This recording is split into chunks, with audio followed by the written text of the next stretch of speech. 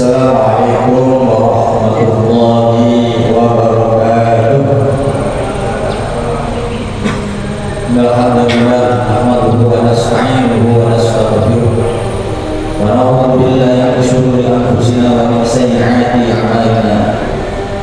Man yahdihillahu fala mudilla lahu wa man yudlil fala hadiya lahu. Asyhadu an la ilaha illallah wahdahu la syarika lahu wa asyhadu anna Muhammadan abduhu wa rasuluhu la nabiyya ba'dahu. Allahumma shalli ala Muhammad wa ala ali Muhammad kama shallaita ala Ibrahim wa ala Ibrahim wa barik ala Muhammad wa ala ali Muhammad kama barakta ala Ibrahim wa ala ali Ibrahim innaka Hamidum Majid. Kita membagikan yang luar ini. Suaranya masuk keluar ya.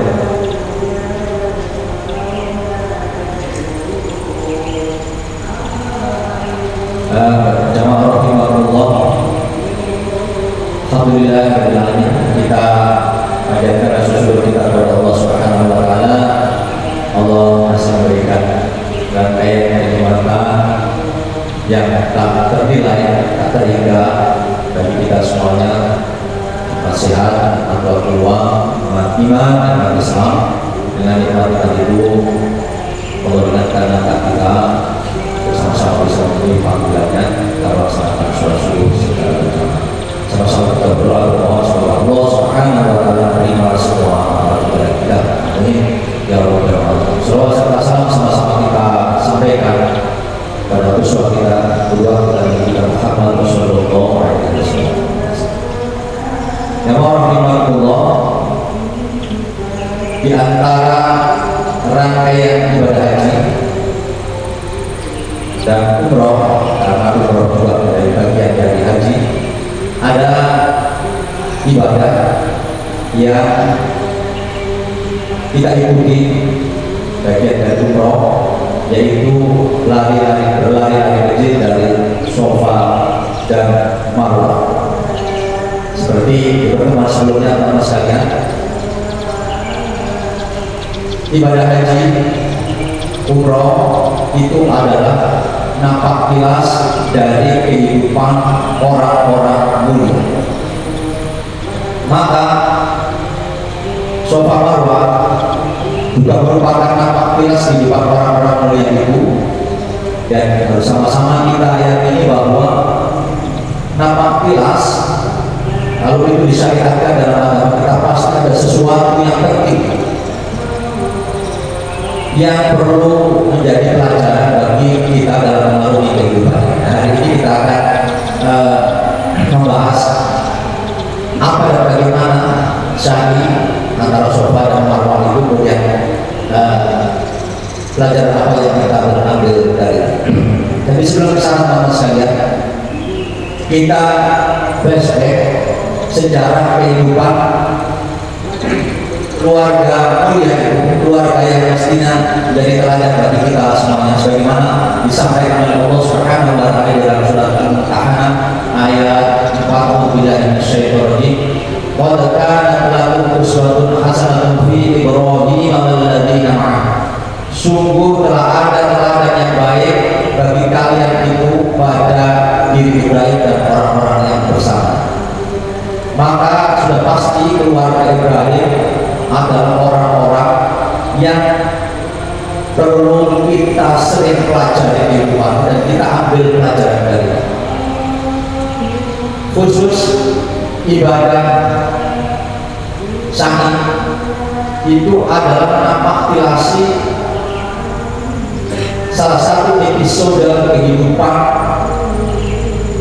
yang dijalani oleh salah satu istri Nabiullah Ibrahim alaihissalam yang bernama Hajar. Orang Indonesia menyebutnya Siti Hajar. Saya nggak tahu kenapa orang Indonesia ini selalu kalau kemana-mana depannya kasih Siti. Ibunda Rasulullah itu namanya siapa? Aminah. Tapi anak-anak kita beda Siti Aminah gitu. Saya nggak tahu kenapa sejarahnya. Maka saya mari kita lihat sejarah Hajar ini siapa dan bagaimana Ibrahim ini sampai bertemu dengan Hajar. Yang pertama kita tahu bahwa Nabi Ibrahim alaihissalam itu diutus oleh Allah Subhanahu wa taala untuk berdakwah di negeri yang bernama Babilonia. Babilonia itu kalau sekarang itu masuk wilayah Irak. Ya. Di negeri itu beliau menikah dengan seorang perempuan yang sangat-sangat cantik dan soleha. Bahkan beberapa versi menyebutkan kalau laki-laki tampan itu sering dinisbatkan pada Yusuf alaihissalam, maka perempuan cantik itu mestinya kita nisbatkan salah satunya kepada Sarah, istri dari Nabi Ibrahim alaihissalam. Beliau setelah berdakwah di Babilonia,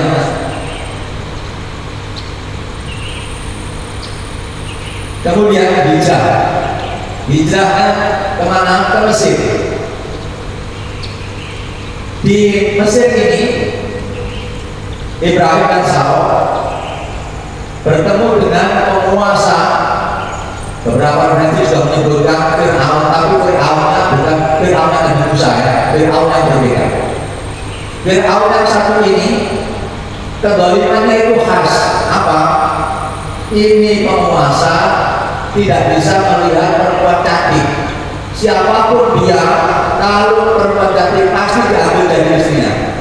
Maka begitu masuk wilayah Mesir, orang-orang Mesir ini ngasih tahu kepada Ibrahim, ini berbahaya. Nanti kalau ketahuan, nanti tangannya raja, istri itu pasti diambil oleh raja. Nah, maka singkat cerita, tetap saja ketahuan ya oleh raja, dan akhirnya Sarah ini diambil oleh raja. Tetapi atas kehendak Allah Subhanahu wa taala, Fir'aun itu tidak pernah bisa menyentuh Sarah karena beliau punya suami dan sudah berdoa kepada Allah supaya diselamatkan dari Fir'aun. Dan sampai beberapa hari ketika beberapa referensi menyebutkan kalau Fir'aun itu hendak mendekati Sarah, Allah buat dia tidak bisa berjalan, tidak bisa bergerak. Maka akhirnya Fir'aun ini bukan orang sembarangan gitu. Kenapa saya selalu begini gitu ya? Maka kemudian disuruh pergi aja orang ini, dan kemudian tidak hanya sekedar pergi, diberi hadiahnya itu adalah budak namanya Hajar. Nah, jadi Hajar itu bukan budaknya Nabi Ibrahim, tapi budaknya Sarah. Kemudian beliau pindah, tidak berlama di Mesir, hijrah lagi, yang akhirnya inilah menjadi tempat bermukimnya lama keluarga Ibrahim, yaitu Palestina. Nah, tinggal lama di Palestina. Nabi Ibrahim ini salah satu keinginannya punya anak, sebagaimana kita semuanya ingin punya anak untuk meneruskan perjuangan kita. Bertahun-tahun berdoa tidak punya anak, akhirnya istrinya Sarah punya ide supaya suaminya menikahi budaknya Hajar. Maka dinikahilah Hajar, dan kemudian lahirlah Ismail alaihissalam.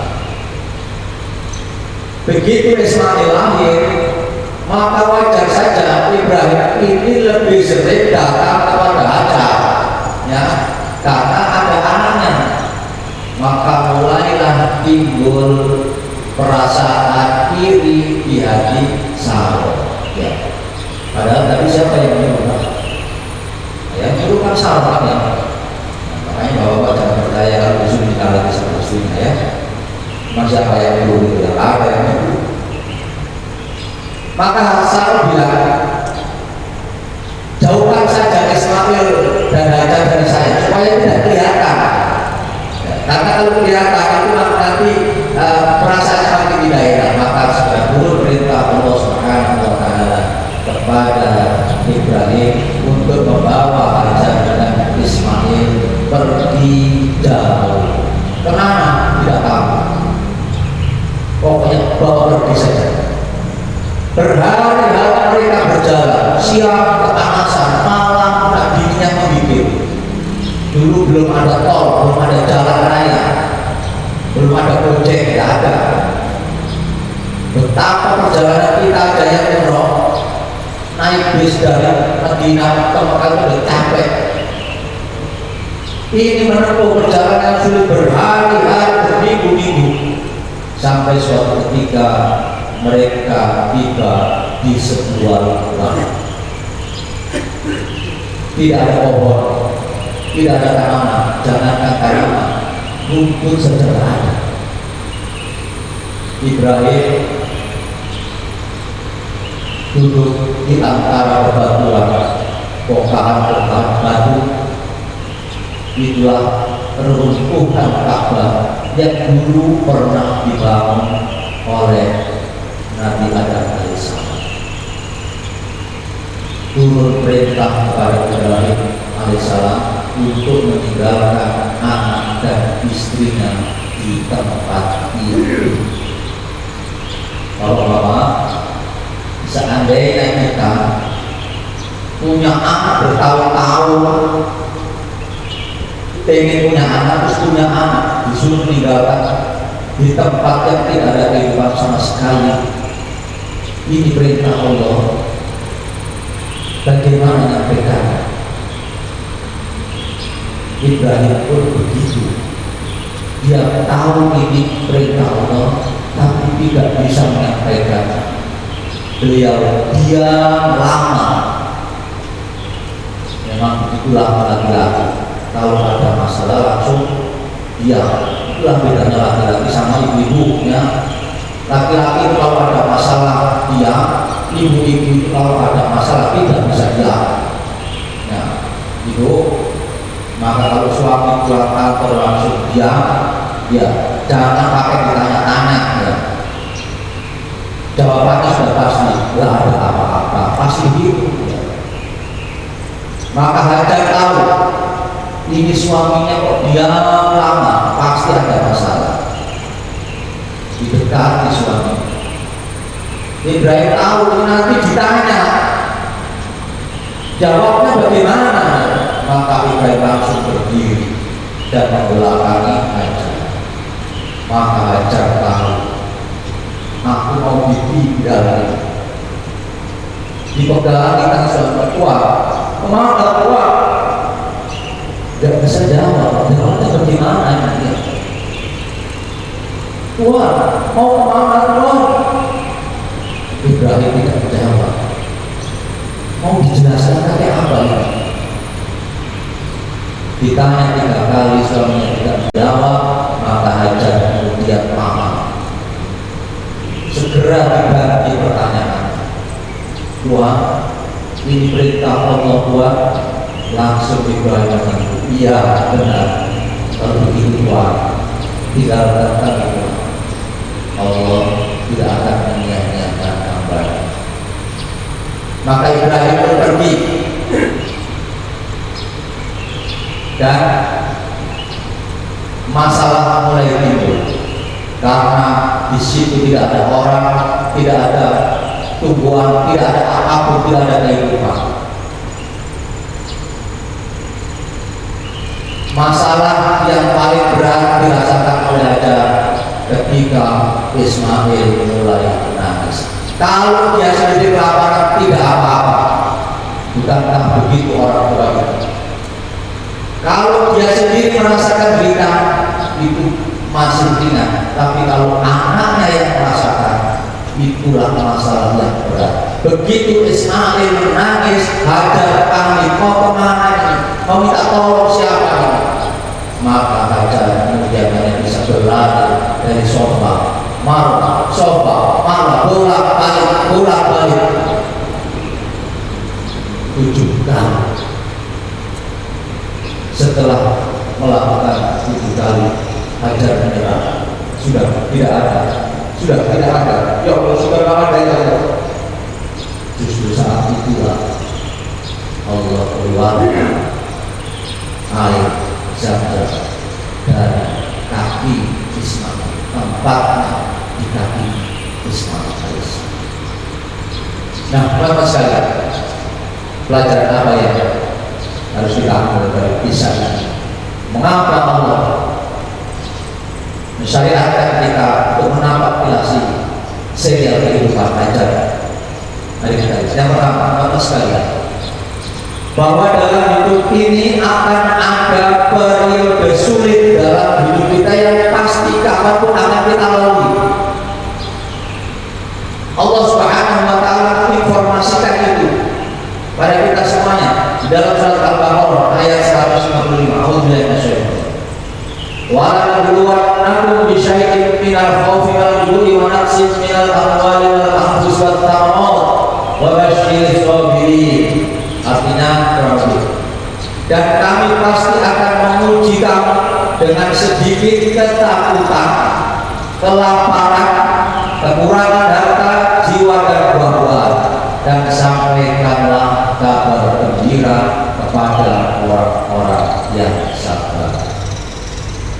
Ayat ini menyampaikan bahwa Allah pasti akan menguji kita kapanpun itu.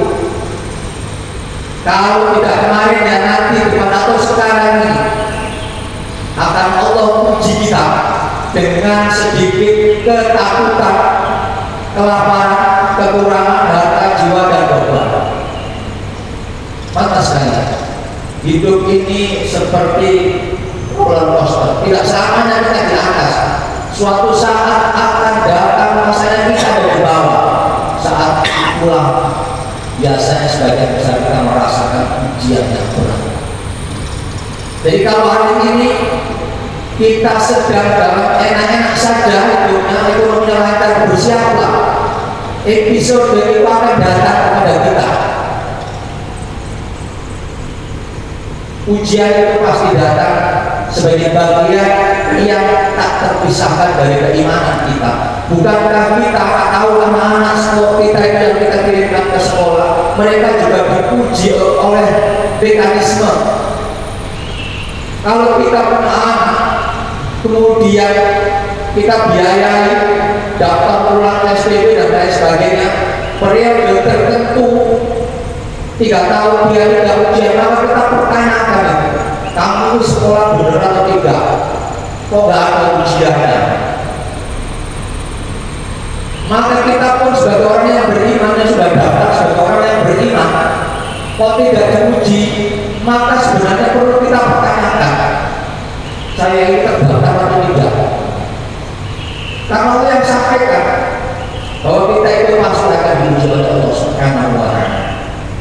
Maka sekalian, ujian itu macam-macam sebagai orang disampaikan oleh Allah Subhanahu wa Ta'ala. Ketakutan, kelaparan, ya, dan macam-macam. Takut ini, takut itu, ekonomi kita, kesehatan kita diuji oleh Allah Subhanahu wa Ta'ala. Macam-macam itu. Tapi teman-teman sekalian, di ujung ayat itu, wa basyiril sabirin, di balik ujian itu ada kabar gembira. Sampaikanlah wahai Muhammad kabar gembira kepada orang-orang yang sabar. Orang-orang yang sabar melalui ujian itu, kasih tahu ya Muhammad kabar gembira. Teman-teman sekalian, yang namanya ujian itu sebenarnya adalah kabar gembira.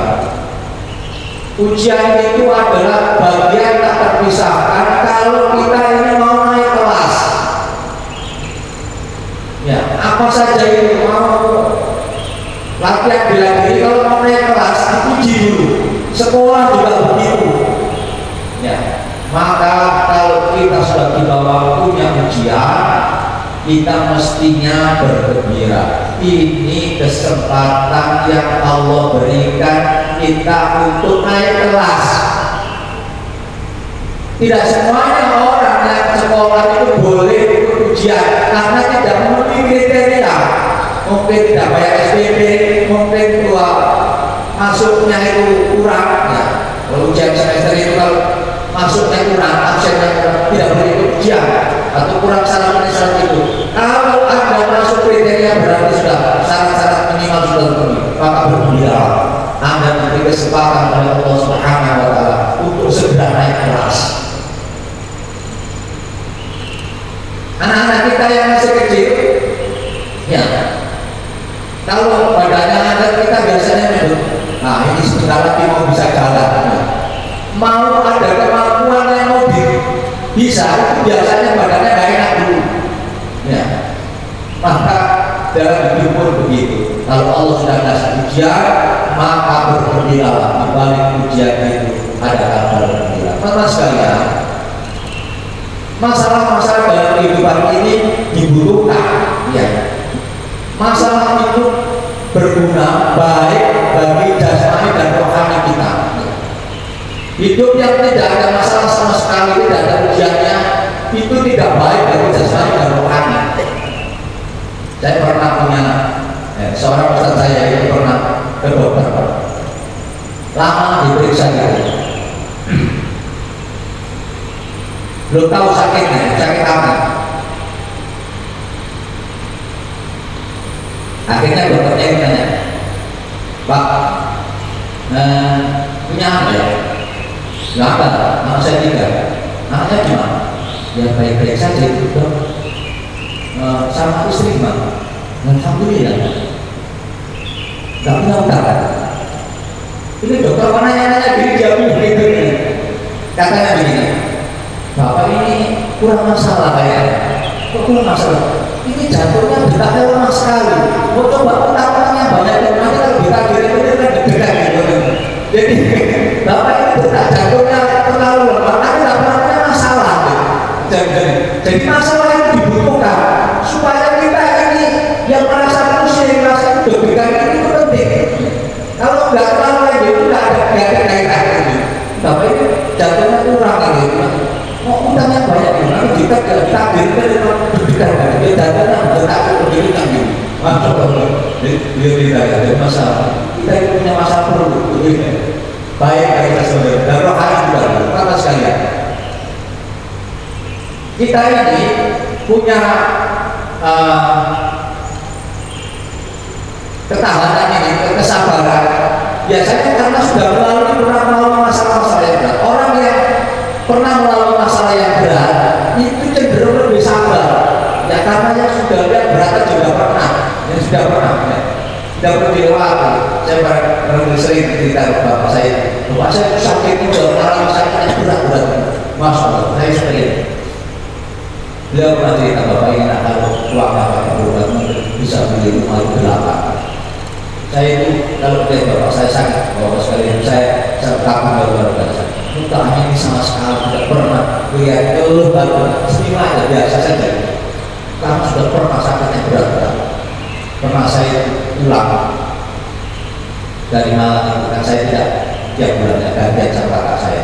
Itu saya mau bilang kakak saya pulang bulan ini ya, ambil uang saya pulang, tapi saya sudah orang tua.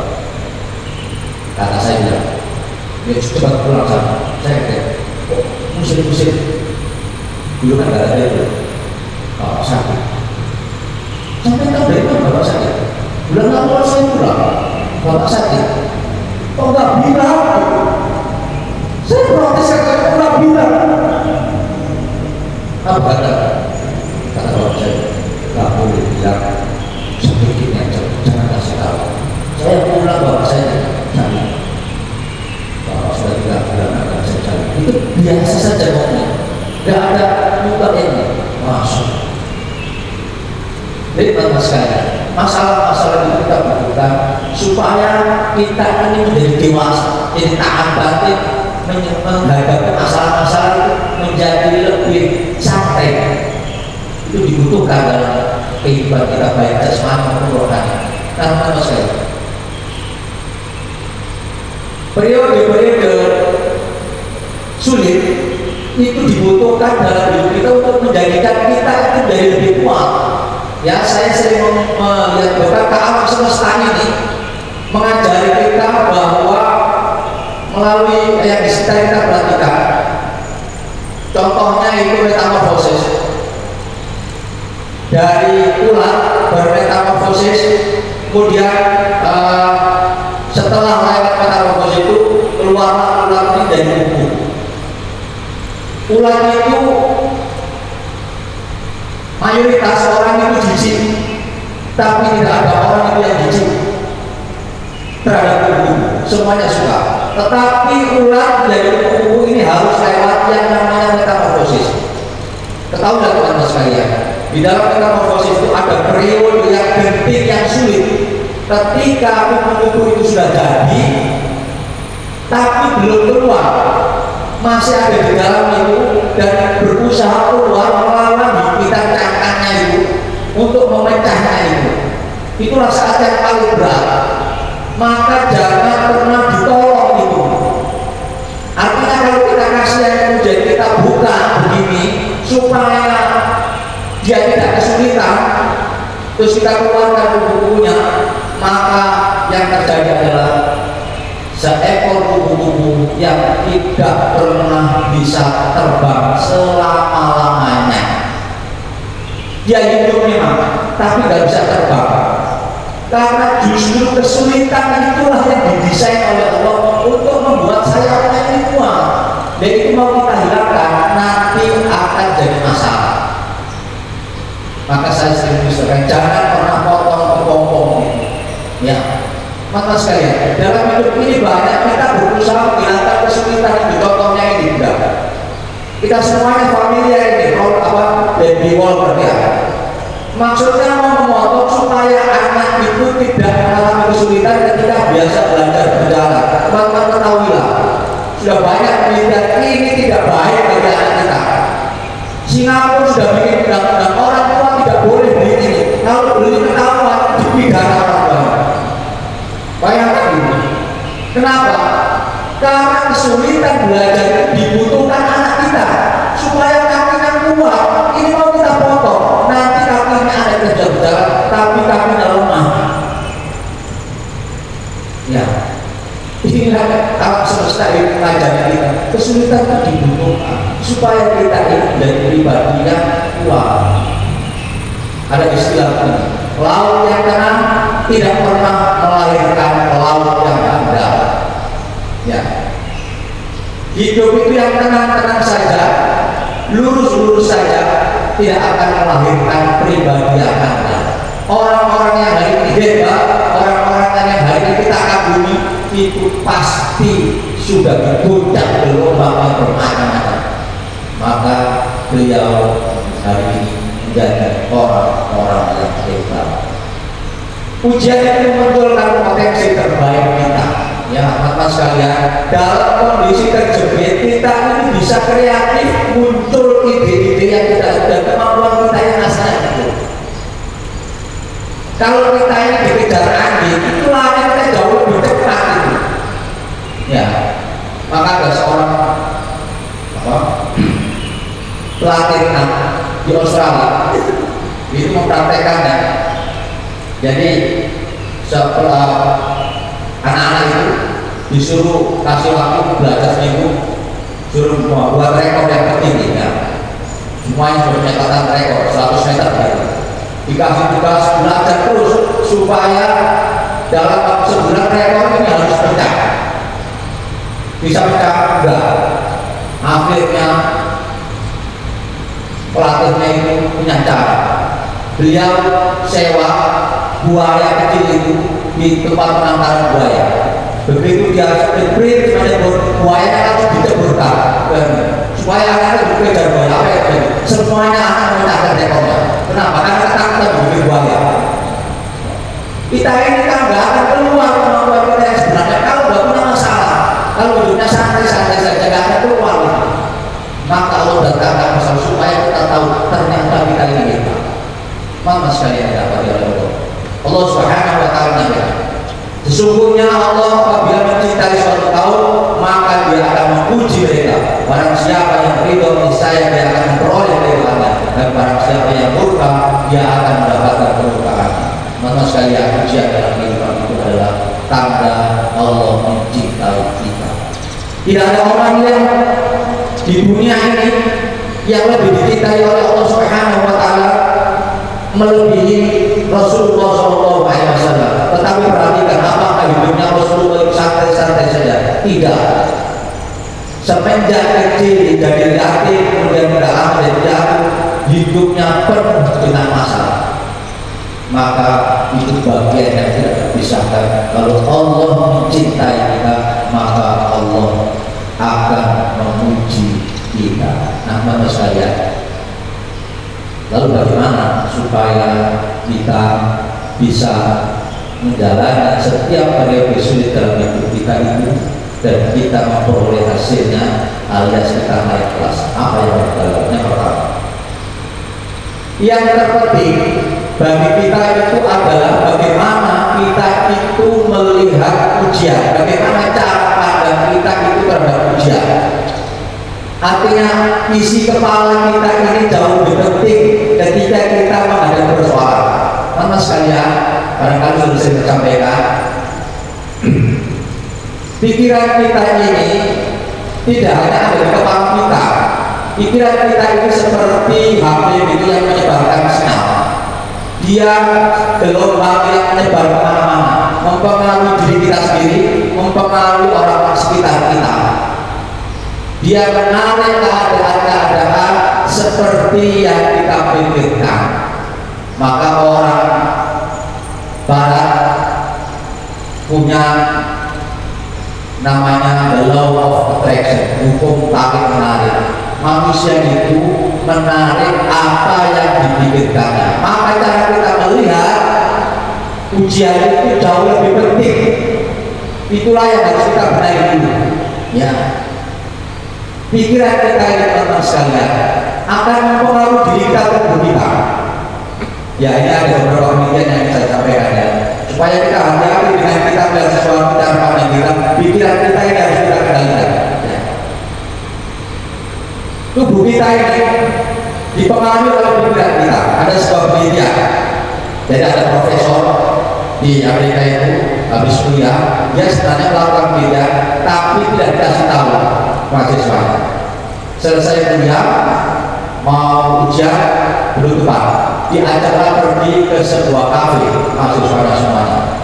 Orang Amerika masuk kafe bergembira, salah satu kegiatannya adalah minum alkohol. Semuanya bergembira minum alkohol. Hasilnya apa? Semuanya mayoritas gak lama langsung mabuk. Padahal 50% dari mahasiswa itu tidak minum alkohol. Botolnya saja yang gambarnya alkohol, isinya air. Kenapa mabuk? Karena otaknya bilang ini alkohol, pikirannya bilang ini alkohol. Ya, padahal air isinya, tetap aja mabuk. Ya. Sebaliknya ada penelitian yang menarik. Jadi ada karyawan di hotel, tukang sapu-sapu, tukang bersih-bersih itu, nah, dikumpulkan ya, datangkan ahli kesehatan, diberi nasihat. Nyapu itu sama dengan olahraga lari berapa kilometer. Katakan suruh itu sama dengan segini-segini ya. Hasilnya apa? Beberapa bulan kemudian karyawan itu badannya jadi besar. Padahal dia masih menghayal aja, bohong saja itu, nggak ada dasarnya. Ya, nggak ada dasarnya. Tapi mereka semuanya percaya karena yang ngomongin orang yang kompeten. Ya, akhirnya kemudian jadi besar. Ya. Jadi cara pandang kita, kepala isi kepala kita terhadap masalah itu sangat penting, teman sekalian. Persoalan yang sama dilihat dengan cara berbeda, tindakannya akan berbeda, hasilnya akan berbeda. Ya, silakan ini. Ketika tiba-tiba hujan turun, ada orang yang kehujanan. Biasanya kalau kehujanan kan mengeluh, mengungkapkan. Ada orang yang lain hujan-hujanan, anak-anak yang hujan-hujanan. Itu hujannya sama atau beda? Sama persis ya. Tapi kenapa ada yang marah-marah, ada yang bergembira? Ya hanya karena beda cara mengucapnya saja. Maka musuh gampang saja. Kalau tiba-tiba bapak-bapak yang ibu hujanan langsung bilang, ayo kita hujan-hujanan. Ya, saya pernah mempraktekkan itu sama. Jadi bubur naik barang tertentu. Hujannya beres berapa lama? Ini kalau ditunggu kayak lama terus lagi. Saya bilang sama, ayo kita hujan-hujanan. Ayo kita. Jadi kita perlu saja hujan-hujanan.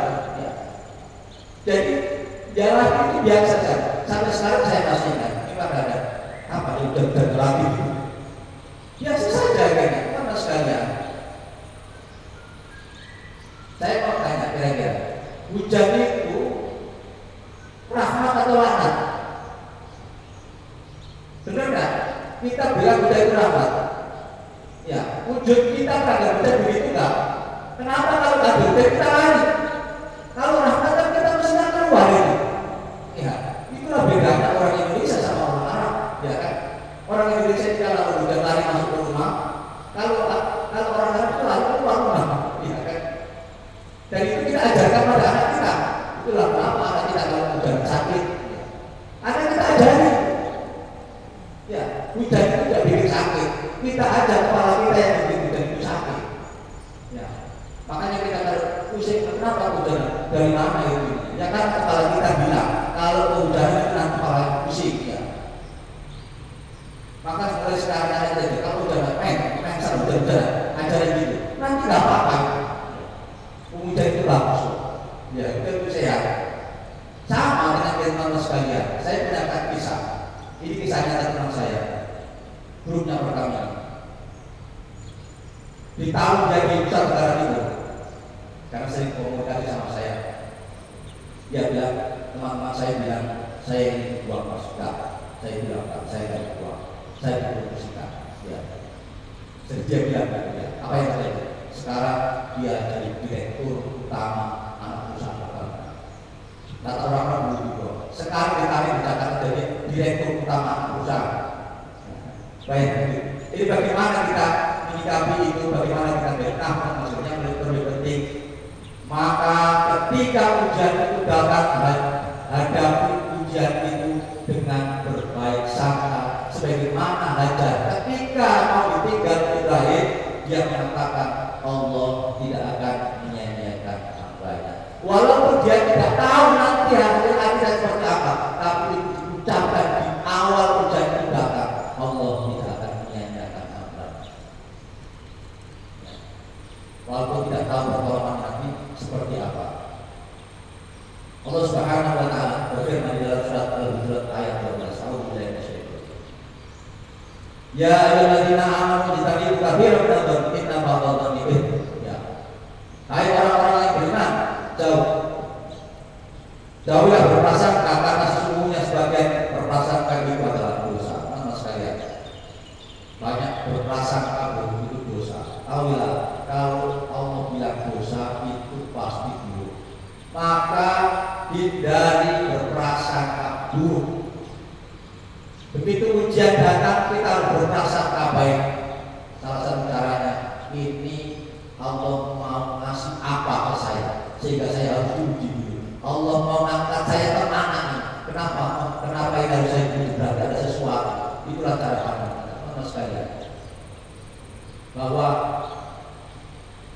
kita harus berprasangka baik kepada Allah Subhanahu wa taala.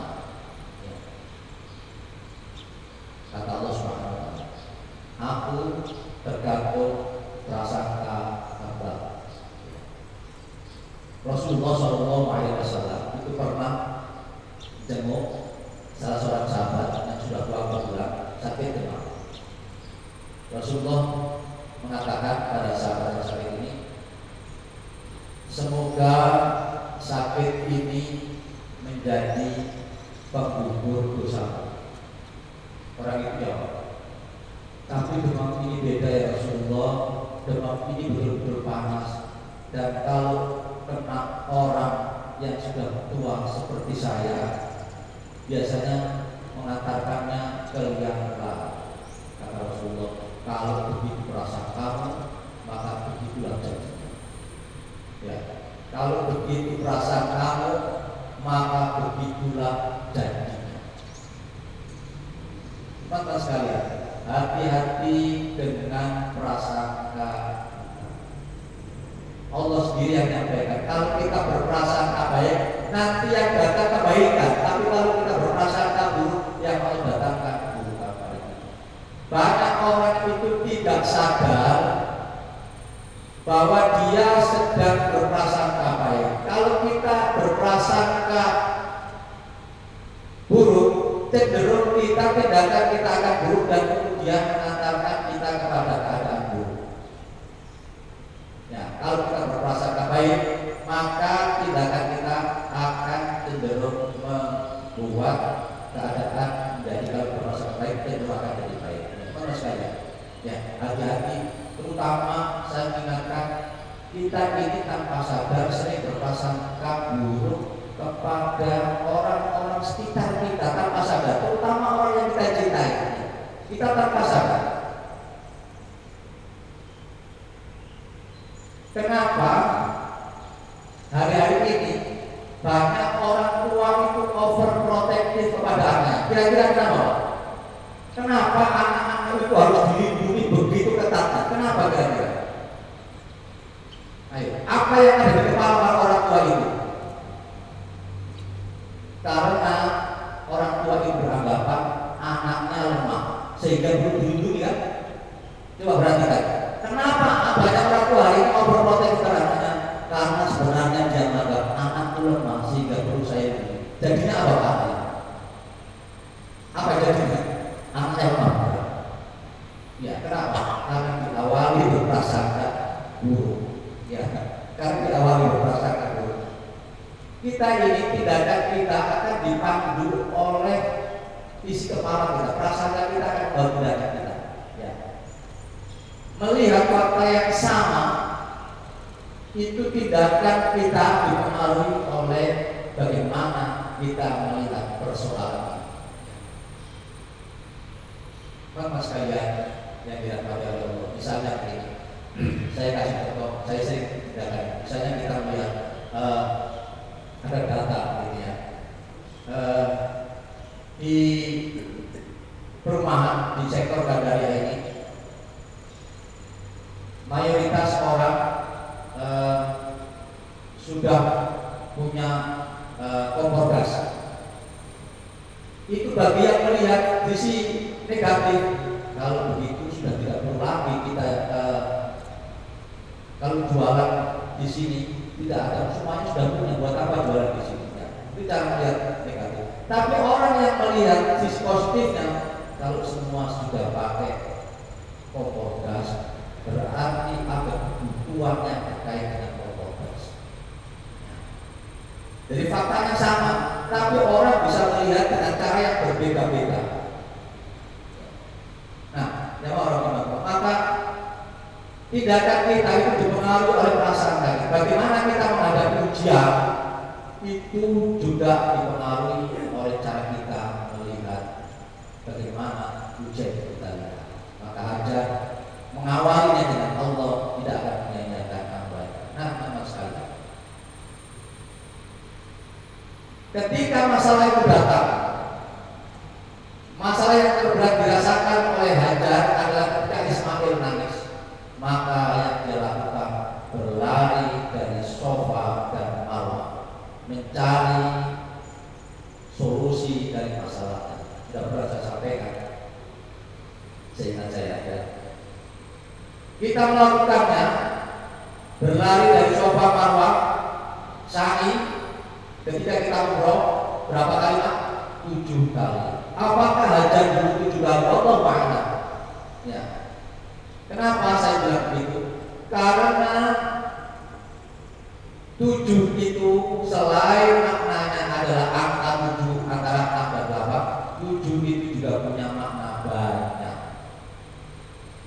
Sebagaimana bahasa kita populer, terutama bahasa Arab, bahasa kita juga populer, itu orang hartanya tidak habis 7 turunan. Bukan berarti turunan ke-8 miskin. Kalau ada orang bilang dendam 7 turunan, bukan berarti turunan ke-8 sudah punya dendam lagi, bukan begitu. Itu namanya nggak terbatas. Artinya Hajar itu begitu menghadapi masalah, dia lakukan usaha yang maksimal sampai top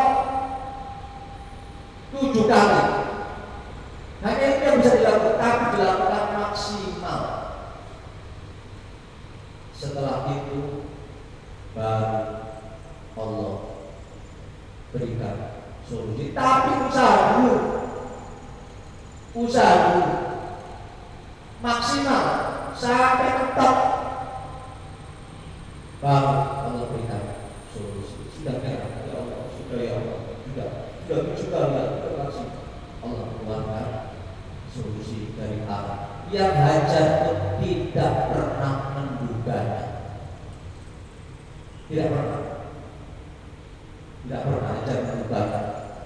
Kalau Hajar Solusinya itu ada di tangannya Ismail, dan ada aja. Kenapa jalan? Sama ketika kita diuji oleh Allah Subhanahu wa taala, kita harus pegang berat, ini cara Allah mengangkat saya. Solusinya seperti apa tidak tahu. Lakukan saja usaha yang kita sudah bisa kita miliki, potensi yang kita miliki, usaha maksimal. Kalau sudah begitu maka sekalian, maka Allah berikan jalan keluar dari arah yang tidak disangka-sangka. Dan ketahuilah teman-teman sekalian, masalahnya Hajar itu ada pada Ismail, bukan pada dirinya. Hajar itu panik ketika Ismail menangis. Dia lari ke sana kemari kontak batin. Solusi itu ada di mana? Ada di tangannya Ismail. Maka sekalian, solusi itu tidak pernah jauh dari masalah. Solusi itu tidak pernah jauh dari masalah kita. Orang dulu bilang obat itu tidak pernah jauh dari sakit.